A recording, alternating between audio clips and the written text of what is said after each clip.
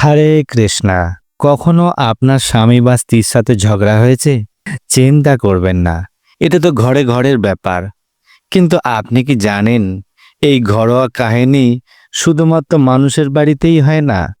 এমনকি আমাদের ভগবান শ্রী জগন্নাথ দেব, তার ঘরেও এমন কাহিনী ঘটে থাকে। আচ্ছা চলুন, জগন্নাথ দেবের ঘরেও যদি এইরকম নোকঝোঁক লেগেই থাকে, তাহলে সেই মধুর শিক্ষামূলক গল্প আমরা শ্রবণ করি। স্বামী স্ত্রীর সম্পর্কের টানাপোড়েন তো চলতেই থাকে। স্বামী স্ত্রীর মধ্যে ছোটখাটো নাখোশ হওয়া তো খুবই স্বাভাবিক ব্যাপার, তাই না? বরং এটা দাম্পত্য জীবনের স্বাদকেই বাড়িয়ে তোলে। তবে এই নোকঝোঁক নাখোশ এই সম্পর্কের ভিতর যেন বিষ না ছড়ায়, এটাই গুরুত্বপূর্ণ। আর এই আদর্শ সম্পর্ক কেমন হওয়া উচিত, তার এক অনন্য উদাহরণ আমাদের শ্রী জগন্নাথ দেব ও লক্ষ্মী দেবীর মধ্যে সম্পর্ক। চলুন আজকের সেই কাহিনী আমরা শ্রবণ করব। স্বয়ং জগন্নাথ দেব আর স্ত্রী লক্ষ্মী দেবীর মধ্যে সেই নোকঝোঁক লীলা, খুব সুন্দর অপূর্ব লীলা। শুনতে থাকুন মন দিয়ে। একবার শ্রী জগন্নাথ, বলরাম ও সুভদ্রা দেবী তিন ভাই বোন অসুস্থ থেকে সুস্থ হলেন। তারপর জগন্নাথজি বললেন, অনেক দিন হলো ভক্তের সঙ্গে দেখা হয়নি, এবার একটু নগর ভ্রমণে বেরোতে চাই। সুভদ্রা দেবী বললেন, দাদা, আপনি আমাকে ছাড়াই যাবেন, আমাকে নিয়ে যাবেন না? তখন জগন্নাথজি বললেন, হ্যাঁ চলো। তিন ভাই বোন মিলে একসঙ্গে রওনা দিলেন নগর ভ্রমণে, অর্থাৎ রথযাত্রায়। কিন্তু একটা ছোট সমস্যা ছিল, তারা লক্ষ্মী দেবীর অনুমতি না নিয়েই বেরিয়ে পড়েছিল। ব্যাস, লক্ষ্মী দেবীর প্রতিক্রিয়া শুরু হলো। লক্ষ্মী দেবী বললেন, স্বামী, আপনি কবে ফিরবেন? তখন জগন্নাথজি বললেন, আমি তো শুধু একদিনের জন্যই যাচ্ছি, কালই ফিরে আসব। কিন্তু একদিন গেল, এলো না। 2 দিন গেল, এলো না। 3 দিন গেল, এলো না। 5 দিন কেটে গেল। এদিকে বাড়িতে লক্ষ্মী দেবী, তিনি অপেক্ষায় রত, কখন প্রভু আসবে। কিন্তু 5 দিন কেটে গেল। লক্ষ্মী দেবী ব্যাকুল হয়ে পড়লেন। 5 দিন কেটে গেল, কিন্তু প্রভুর আসার যে নাম নেই, প্রভুর কোনো খোঁজও নেই, না কোনো চিঠি, না কোনো বার্তা, একদম নিশ্চুপ। এইবার তো মাতা লক্ষ্মী দেবীর ক্রোধ মাথায় চড়ে বসল।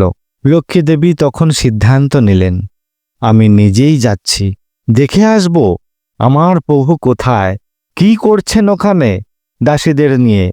এক রাজরানীর মতো পালকিতে চড়ে রওনা দেবেন সিদ্ধান্ত নিলেন। আমি যাব স্বয়ং গুন্ডিচা মন্দিরে, দেখি প্রভু ওখানে কি করছে। রাজরানীর মতন সুসজ্জিত হয়ে গেলেন আর সমস্ত দাসীদেরকে নিয়ে গুন্ডিচার মন্দিরের উদ্দেশ্যে পালকিতে করে রওনা দিলেন, যেখানে জগন্নাথজি তার রথ নিয়ে বিশ্রামে রয়েছেন। এই সংবাদ পৌঁছালো যখন স্বয়ং জগন্নাথজির কানে, তিনি তো চিন্তায় পড়ে গেলেন, আরে স্বয়ং লক্ষ্মী দেবী যে আসছেন, নিশ্চয়ই 5 দিন হয়ে গেছে, নিশ্চয়ই খুব রেগে আছেন, কি হবে এবারে। অবস্থা এমন হলো যে গুন্ডিচার মন্দিরের দরজা বন্ধ করে দিলেন, আর লক্ষ্মী দেবীকে ঢুকতেই দেওয়া হলো না। কারণ জগন্নাথজি ভয় পেয়ে গিয়েছেন যে লক্ষ্মী দেবী না জানে এবার কি করবেন, দরজাটা বন্ধ করে রাখলে না সাড়া পেয়ে যদি চলে যায়। ব্যাস, আরও রাগ বাড়ল লক্ষ্মী দেবীর। লক্ষ্মী দেবী বললেন, আমার প্রভু তার ভাই বোনের প্রেমে এতটাই আসক্ত যে আমাকেই ভেতরে ঢুকতে দিল না। আমি বুঝেছি, এখন আমিই দেখাবো। তিনি আদেশ দিলেন দাসীদের, যাও, জগন্নাথের ওই রথ তোমরা সবাই মিলে ভেঙে দাও। তার সমস্ত দাসীরা সেবকরা সেই নন্দীঘোষের রথ অনেক লাঠি দিয়ে তাকে ভেঙে ফেলল একাংশ। আর এভাবেই লক্ষ্মী দেবী নিজের বিরক্তি প্রকাশ করলেন, যা আমার প্রভু এরকমভাবে এখানে আটকে থাকতে পারে না। তারপর সেই রাজকীয়ভাবেই তিনি ফিরে গেলেন নিজের মন্দিরে। এই ঘটনা কি বলা হয় হেরা পঞ্চমী উৎসব। হেরা মানে দেখা করা। লক্ষ্মী দেবী জগন্নাথ দেবের সাথে দেখা করতে গিয়েছিলেন, আর এই পঞ্চম দিনেই গিয়েছিল, তাই একে পঞ্চমী মানে রথযাত্রার পঞ্চম দিন, যেদিন লক্ষ্মী দেবী স্বয়ং জগন্নাথজিকে দেখতে আসেন, তাই হেরা পঞ্চমী উৎসব পালন করা হয়। এই দিন আজও পুরীতে উৎসবের সঙ্গে পালন করা হয়। লক্ষ্মী দেবীর প্রতিমাকে পালকিতে বসিয়ে নিয়ে যাওয়া হয় গন্ডিচা মন্দিরে এবং সেখানে প্রতীকী রূপে জগন্নাথজির সেবক ও লক্ষ্মী দেবীর সেবকদের মধ্যে কৃত্রিম বাগবিতণ্ডা এবং রথযাত্রার অনুষ্ঠান করা হয়।